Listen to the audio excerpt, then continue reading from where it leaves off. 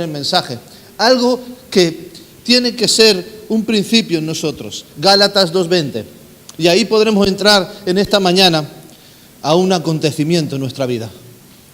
Pónmelo en la versión BLA.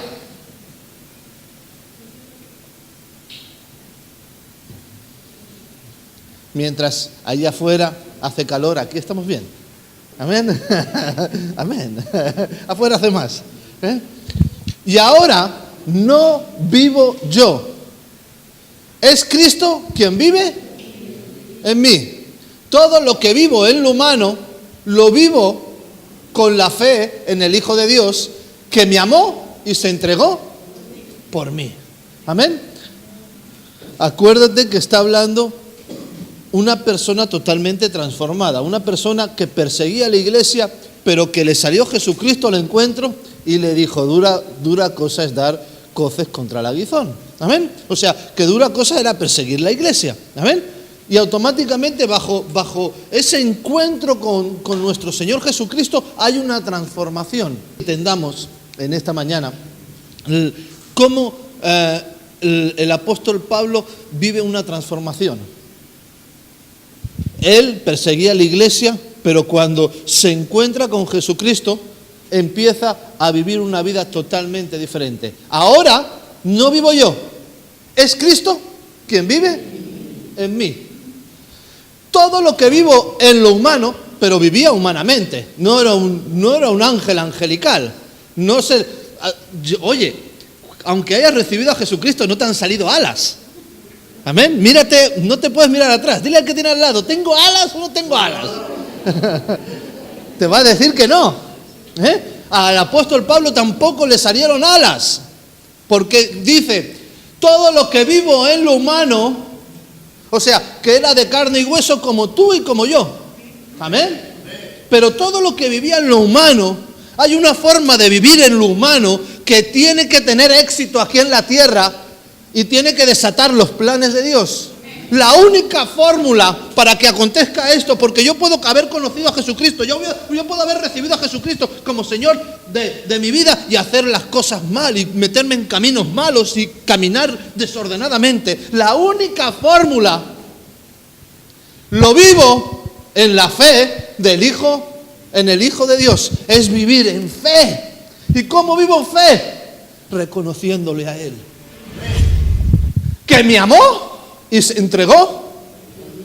Oye, ¿te das cuenta entonces que el apóstol Pablo reconocía al Señor Jesucristo? Y no simplemente lo reconocía de una forma natural, sino de una forma espiritual. Y ese reconocimiento hace que no quiera que Cristo esté fuera de él. Amén. Entonces a la palabra te quiero mostrar algo con la ayuda del Padre.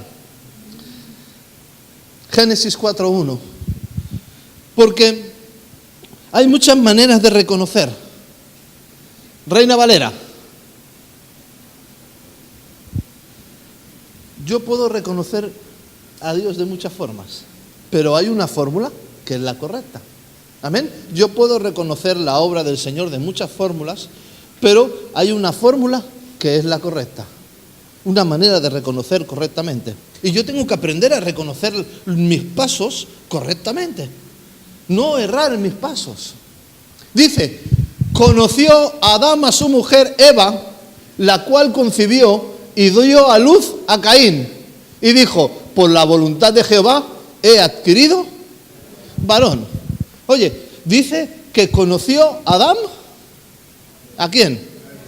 Oye, y todos sabemos que del fruto de este conocimiento, o te digo más, reconocimiento. ¿Te creemos en la palabra conocimiento?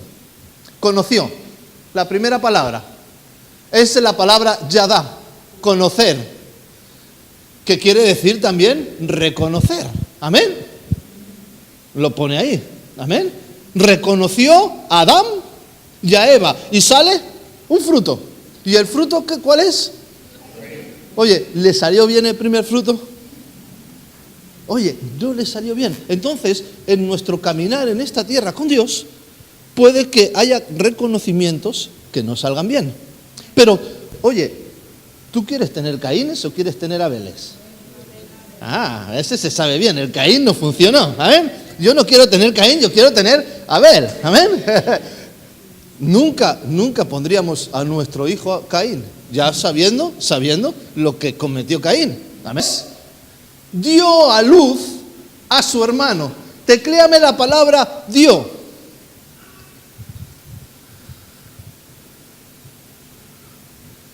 Tener hijos, engendrar.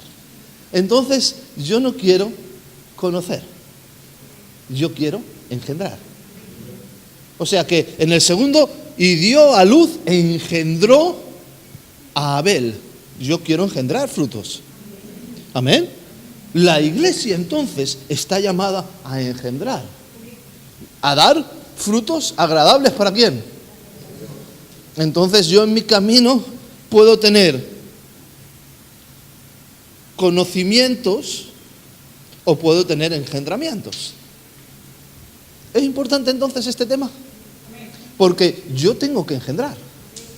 Primera de Timoteo 2:15. La función de la iglesia es esta.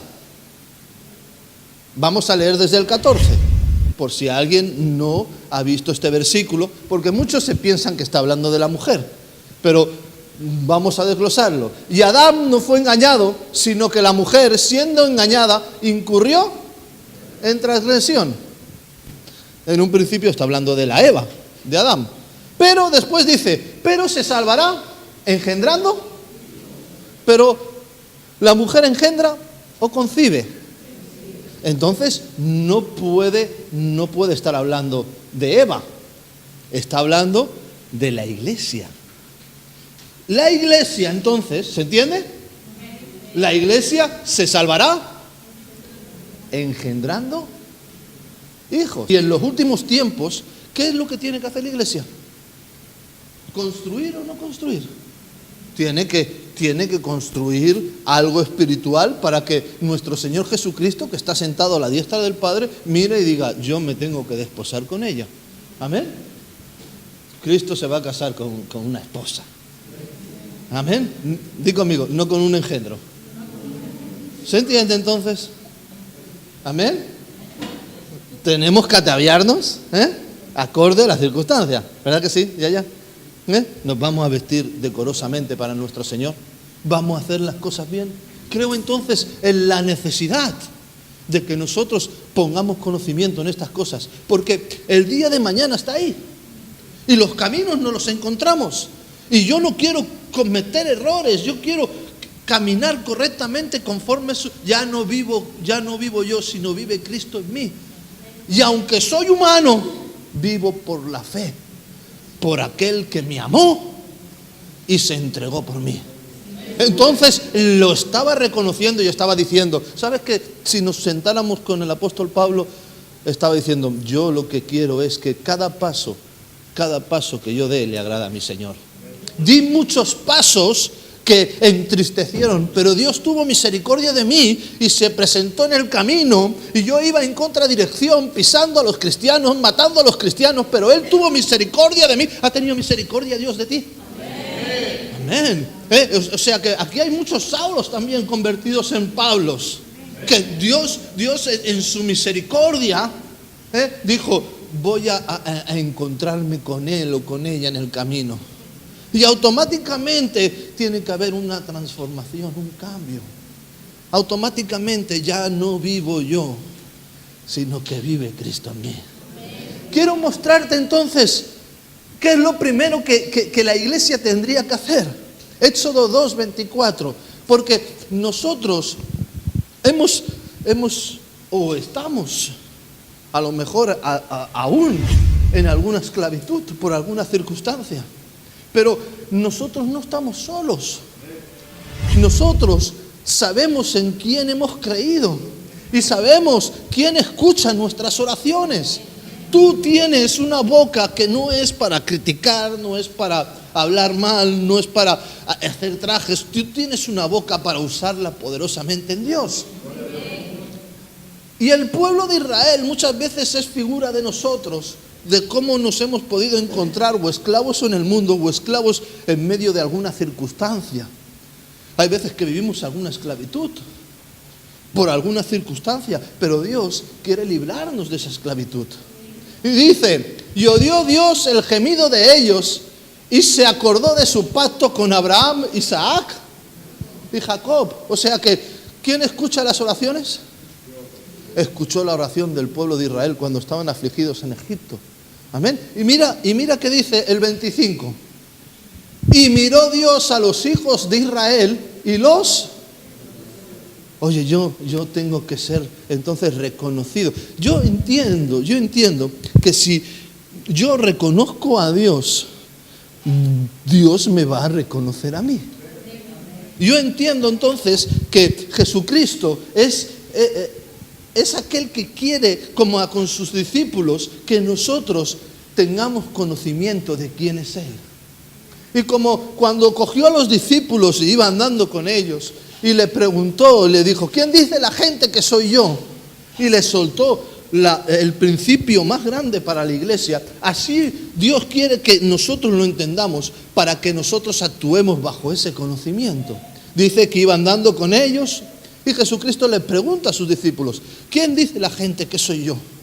Y uno dice la gente que a ti no te importa lo que diga la gente, quién es el Señor. ¿Te tiene que importar lo que digas? Tú, cuando Dios te ha reconocido, tienes que ser reconocido por Dios. Cuando Dios te ha reconocido, hay una actividad a través de tu boca, que todo lo que ates es atado y todo lo que desates es atado. Pero para eso tú tienes que ser, di conmigo, reconocido. Para que yo sea reconocido, primero tengo que reconocer. O sea que yo tengo que dar los diferentes pasos para que Dios me pueda reconocer a mí. Amén. ¿Tenemos que dar esos pasos? Y cuanto antes mejor, amado, porque cuanto antes los demos, antes el Señor va a poder soltar todo lo que tiene que soltar a nuestras vidas. Amén. Quiero mostrarte reconocimientos, porque yo te podría hablar de experiencias mías, pero qué mejor que hablarte de experiencias en la palabra, que son guías que son inequívocas para que tú lo puedas desatar. Amén. Y quiero ir entonces a la palabra y mostrarte Génesis 38, 25. Había una mujer que la pobre no tenía culpa. Había entrado en una casa asignada por Dios. Esa casa estaba asignada por Dios para aportar la genética de nuestro Señor Jesucristo.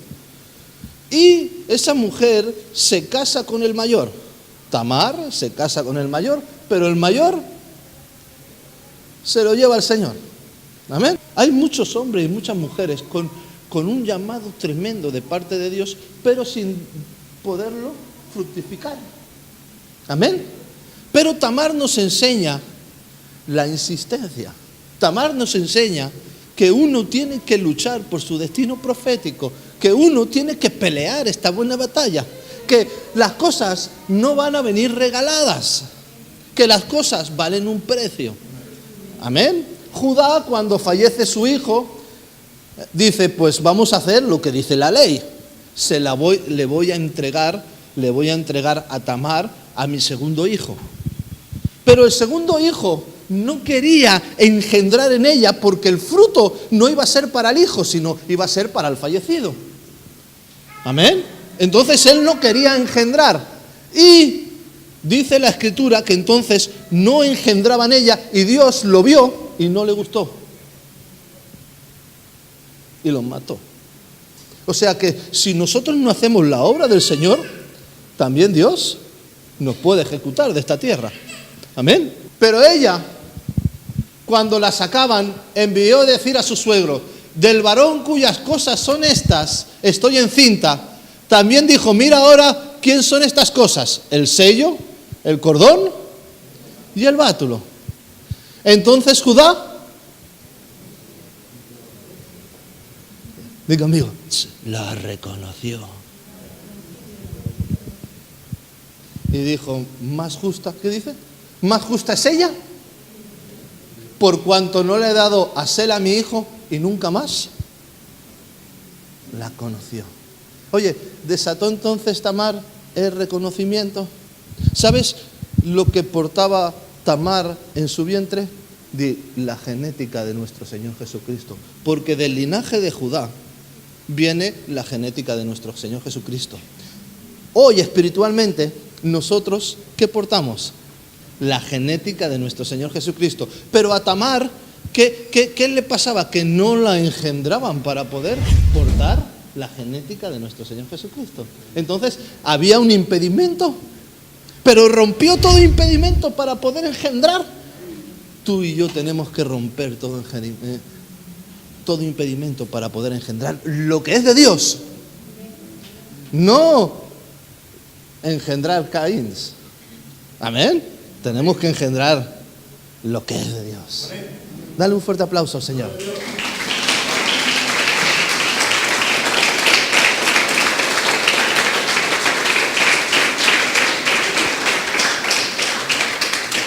(1:17), gracias. Respondió Ruth: no me ruegues que te deje ni me aparte de ti, porque donde quiera que tú fueres iré yo, y donde quiera que vivieres viviré. Tu pueblo será mi pueblo y tu Dios.